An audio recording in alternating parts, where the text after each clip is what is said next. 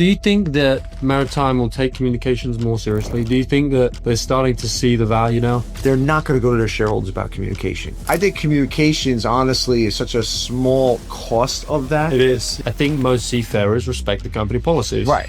This industry is slow to change, but I think overall it will change. And I think it's going to maybe hit an inflection point in the next few years where it's going to really take off.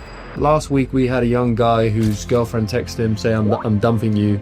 And unfortunately is that a connectivity problem or is that a mental health problem? So that's both. It's giving responsibility and accountability with clear written rules and providing that extra safety net for somebody that may feel like, hey, this is pushing me in a direction, to giving them that mental health and not making a stigma while out at sea. That should be industry standard.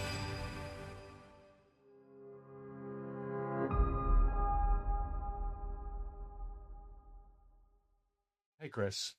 Carl, how are you? We just done a kind of podcasty panel discussion there. We did. It was fantastic. I thought it was pretty fantastic as well. Yeah. It was very different to the typical style that panels are usually done. I thought it was a little bit more relaxed and... Yeah. Well, they call it, so it's something I've done before. I've done this with one other person and two other people. You do like a fireside chat. And it's supposed to be just two people talking. Yeah. And whereas a lot of panels, the cadet panel that came on after us was fantastic, obviously a little more prepared. And you saw a lot of the other panels at the show, a little more prepared.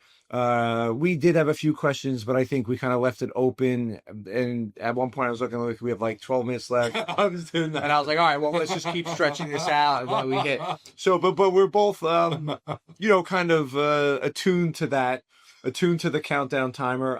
When I start my podcast, I always write down, at least when I started with one software, now another one does it, but I always write down the minute that I start. Yeah. So if I start like at, let's say, 5:02 in the afternoon, I write down 02. And then I know, okay, I'm 10 minutes in. Okay, I should be on this question, or holy smokes, we got through those questions fast. How do I stretch it out? So those are, but the fireside chat, I did one back at the Nautical Institute in October. Very similar vibe. It's just more of a chat. It's not, an agenda or what have you. Well, when I got the feedback after from people who were listening, they actually complimented me more based on the style of which we spoke instead of the context of which I spoke, which I think says volumes, right? Yeah, I think it keeps people engaged. I think we actually got a lot of good questions, which you could tell that people were paying attention, right? So we got a couple of, I think one statement and two questions, which was great. And I think if we would have gone on, we probably would have gotten one or two more. And we were able to kind of wrap those questions up pretty quickly. But no, people were paying attention. It was good that the cadets were coming in after, and then ultimately the Commodores. But we had a great chat. Yeah, I thought so. And it was nice to see it getting more and more full. So do you think that Maritime will take communications more seriously? Do you think that they're starting to see the value now? I think what's going to happen is, I was in a different round table, but it comes down to the mind shift, the mindset, and people's mindset. Of very dogmatic, controlling the narrative. Now, you still have to control the narrative, but I think a very dogmatic kind of approach to media, not necessarily social media, but media, where that it's a changing of the guard, right? So you can have more practical approach. There'll probably be some errors and some things that, we shouldn't have said that. But I think that if you're thinking about your audience, whether it's to build up a shipping company or to build up your internal seafarers, you're gonna have to do more of it. And again, this industry is slow to change, but I think overall it will change. And I think it's gonna maybe hit an inflection point in the next few years where it's gonna really take off. You have your early adapters, you have you have that whole stage you see for product. I think it will be the same thing for adaptation of this. You believe that, yeah? Yeah. Because one of my biggest fears was when I was listening to the Commodores Debate, they were talking about shipping and breaking it down on the finances of shipping. And essentially, everybody in shipping has made a lot of money since COVID, and now the market's starting to normalize. But when you're making more money, you can experiment on new things. And I think communications does come underneath that banner. I wonder whether or not communications is something that people are investing more money in now because they have more money, or whether or not this is something that they generally see the value of long term. I think the more money aspects, if I'm being frank, would just be to buy more ships. We're just going to buy more ships. Yeah. Since the age of time in shipping, I want the new and latest toys. I want the super scrubber eco engine. I want the cool paint. I want all this other stuff. I think communications, honestly, is such a small cost of that. It is. You're not talking about like what they're talking about. If I understand what you're saying, because I got pulled into a meeting, is they want the latest container ships with with the eco technology on there that allows the bubbles to pass, all that stuff. That's what they're looking for, the big ticket items that they can go to their shareholders. They're not going to go to their shareholders about communication. They will go to their shareholders and other people if they have a hard time with retention or they can't get the right crew. So that's why I'm a little more optimistic, because communication, having Starlink or whatever's going to replace it, if that comes to fruition, or competitors to it, I think is going to be critical. Yeah. And then to allow seafarers to have their voice within guidelines, right? And I don't think the guidelines should be any worse or any better than what you have shoreside. So if you're in an office and they tell you don't take social media within the office, okay, well, the ship is the office, but we're going to regard the office as the engine control room and the bridge. So you can't do that there. You can go on the fantail. You can go. But that's super important. So to me, I think that as companies start to get smart about it and not be, like I said, dogmatic and saying this, you can't do it, but you don't send that to your employees who are in the office. Like, a matter of fact, chartering guys will do a selfie maybe at the desk. We just fixed a big deal. Yeah. We ring. I see this all the time. Carl's the trainee on the chartering desk, and he just fixed his first fixture. I can't do that. Like, so or instead, Carl's a trainee seafarer, and he just discharged his first cargo. Like, go ring the bell, whatever you want to do, honk the horn on the ship. Yeah. But you have to be able to translate your traditions in the office and your what's expectations in the office to the seafarer. I totally agree. And I think you could come to something very quickly. And I think most seafarers will say, all right, I'm not going to go up on the bridge because there is some security concerns there, or I'm not going to take it in the cargo control room because people could figure out what our software is, and evil actors can figure that out. Yeah. Fine. But they're not going to do it taking a picture off the fantail. But what do you think of this, though? Because, and I totally agree with that point, and I think most seafarers are, as I said to you on the panel, I think most seafarers respect the company policies. Right. However, one of the things I did identify, especially last week in Singapore, there was a shipping company that stood up and said, well, one of the problems we have with connectivity in our seafarers is that last week we had a young guy whose girlfriend texted him saying, I'm dumping you, and unfortunately that guy killed himself, right? This pretty extreme. It's pretty extreme. It is. But it's not unheard of. It's not unheard of. And is that a connectivity problem or is that a mental health problem? So that's both. And I've discussed this on my podcast in somewhat depth. Mainly, I spoke to one of the senior people at D'Amico, and he was talking about like how to deal with that, right? Because you don't want it as a distraction. And again, the counter argument is, well, if you're a freight trader or you're a crewing manager dealing with that same information, you're going to say, then don't go on social media at work. Like, so there has to be that balance. But then again, that person can go home and try to sort things out, whether it's, somebody breaking up with them or somebody having illness or things like that. I think that the next level then is allowing the seafarer to be responsible and accountable, like you would any other person, right? To understand they should be on their phone at their job and things like that. But at the same time, yes, you're going to have to at least make available that extra safety net of mental health, whether it's online apps, whether it's, gamification of mental health in a good way, like how are you feeling today and score one. Like, it could be all these sort of things that are starting to come out there. And this generation is more open to that. I think I saw something about my generation, Gen X. It was like, we don't push back on mental health. We usually go, oh, yeah, that's nice for you over there. And then we'll say, yeah, who's the number of your therapist, right? We will never get it outwardly, but we know it's right. And then you got out of your generation, like, oh, well, you don't seek mental health professionals? What's wrong with you? So you have that, that transformation. The problem is the people making decisions are usually older, maybe have a different view of mental health, whereas the people who need the help and the practitioners are younger and have a different view. So it's bridging that gap. So I think it's both. I think it's giving responsibility and accountability with clear written rules, and providing that extra safety net for somebody that may feel like, hey, this is pushing me in a direction, to giving them that mental health and not making a stigma while out at sea. For sure. Have you had anyone on your podcast yet who's developing any technology to help support seafarer crew well-being that's actually moving the needle? I have not.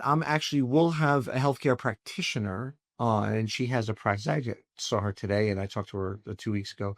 Pam, Yeah. Pam. We're going to have her on. So I don't think she's doing anything there. The folks that I've talked to are mostly people that would deploy. So I've talked to Reverend Mark Nesselhut, of the Seaman's Church here in New York. He talked about kind of how to work with that.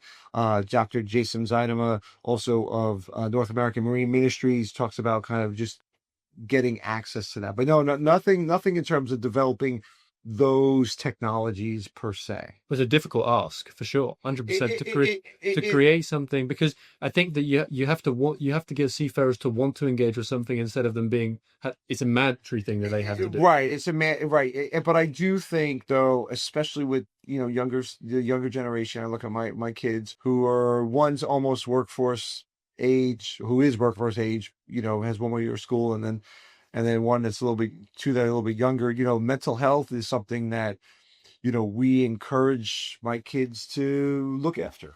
Just like if you have an injury from playing a sport, you look after your knee and you make sure it's squared away before you go all out. Well, mental health should be the same thing. And I think that companies need to realize that that's not just an extra that they offer. That is part of their basic offering. It's not like, oh, we're better. No, that should be industry standard. I totally agree. I think it has to be. Yeah. The days of rubbing dirt on it or just ignoring it, it's for my generation. Yeah, I agree. I can agree more.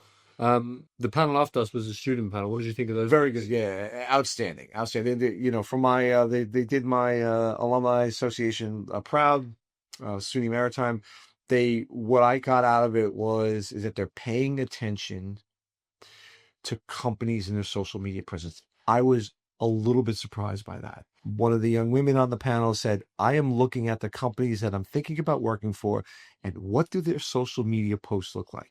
And she named one company, which is run by a classmate of mine, where she said, wow, I saw their Thanksgiving posts and everybody's smiling and look like a family. So especially in today's market where seafarers are going to be in demand, that's a real easy thing to address. I agree. And to say, well, how come you didn't apply for a job for me? Well, you don't have a social media presence. But we're a great company with good retention. We don't know that, yeah. I have no idea. Before my day, when I graduated in 1994, there were no jobs. I just took the first thing available. I got very lucky. I sailed with Mobile Oil, which was a wonderful company. We were one of the best eating ships, as they used to, best feeding ships in the fleet. It was fantastic. I gained a bunch of weight. It was great. had a cook that used to make donuts at 3:00 in the morning. It was quite lovely. But how do you know that now? Yeah. Before it was just you showed up to work and that was the end of that. Yeah. Now it's just like, if you're looking for a job ashore, you look at people, you look at, do they have a lot of turnover? Maybe you look at something like glass ceiling or glass door, whatever that's called. You look at reviews on that. You see, what. That was the most eye-opening piece. Yeah, I agree. To that, I was kind of shocked. And who's the gentleman that oversees those guys that you had in your podcast? So that was Rear Admiral John O'Connor. Yeah, that's right. Yeah. He's an awesome guy. Yeah, he's awesome. He's also SUNY Maritime. Sorry, waving the flag. Class of '91. So he was a senior when I was a freshman. His wife. It's interesting when you go on campus. His wife is class of '92, and they have a house on campus. And when you look at it on the staircase, so it's like you walk up 3 steps. It says Rear Admiral John O'Connor, class of '91, Mrs. O'Con, class of '92. Or actually, Val O'Con, I think they use her maiden name too, class of '92. So you look at that, like you're really making that connection to like, this is where I started, this is where I am. But I remember talking to him, and he was all about social media and getting it out there. That's one of your most viewed podcasts. It is, and because he called it, and when I was there, it was the hidden gem of the Bronx. He's like, why are we the hidden gem? And I'm saying that for our industry as well. Why? There's no reason why we're the hidden gem. 90%, 80% of everything, depending on how you slice and dice it, moves on ships. I couldn't think of a more fascinating industry to be part of. And I agree. you don't have to go to sea. Seafaring is a part of it. You could get into law, you get to finance, but it's such a cool aspect of it, for sure. Last question: how do we get more young people into this industry? Yeah, I think social media. I think companies need to be smart. I think whether it's the universities, the school to say this is a good thing. I think it's you kind of point out there seems to be a lot of Filipino cadets that are ready to go that are not finding employment, which there's a disconnect there. How do they get connected? How do they get treated fairly Yeah. to get their employment opportunities, right? Because that seems like there's a disconnect there, which is really unfortunate. I think it's just a matter of it. Not one person is going to solve it.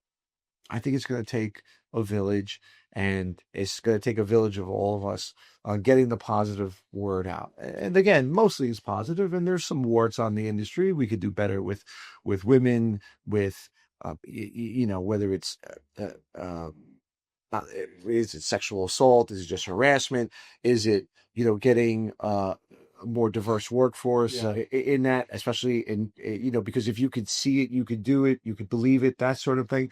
That takes time, and I think that there is a lot of strides for that. But I think overall, it's just putting positive, letting people talk positively about the industry, right? And or at least let them talk truthfully. Yeah. People make their own decisions. I totally agree. And the very final thing I'll say is based on what you just said about talking truthfully. The seafarers that I've noticed that don't have a lack of opportunity are typically the ones that are focusing on building their personal brand. They're putting their opinions out there on LinkedIn. They're not afraid to say the wrong thing. And typically those guys and girls are the ones I'm seeing getting good jobs with good companies. Yeah, I mean, all working for themselves. Yeah, personal brand, was something that it's a tricky slope, right? Because you have to do it externally in the social media, you have to do it internally at your company. So how do you go from being that guy in the company, right, wherever you are, whether you're a cadet or whether you're a seafarer, whether you're a partnership lead or product. And I've had people really push back on me when I was kind of doing my personal brand at a company. And I've got a lot of, it wasn't well received with some people because they weren't brought up on it. And I never said anything negative about anybody. And I never went over the top. I just made myself known. And not even like from a branding, but just, this is what I could do. And you have to do that because if people don't know you exist, they're never going to consider you for roles, for promotions, for whatever it is, for opportunities to come and speak. And then, one thing begets another because like I mentioned, and I've read this a long time ago, 90% of people on social media are just lurkers. 9% will comment, give a thumb up or something. 1% could create. So if you could be the 1% of creator in a niche industry, you're ahead of the game. I totally agree. And all of a sudden, you become a thought leader. And people say, you're a thought leader. And that's like, oh, okay, baby. And shipping, it is small, but people start asking me about things like container ships, port operations, this other stuff. And I look at them like, I don't know. Yeah. I know my niche and I know a little bit outside of it. That's it.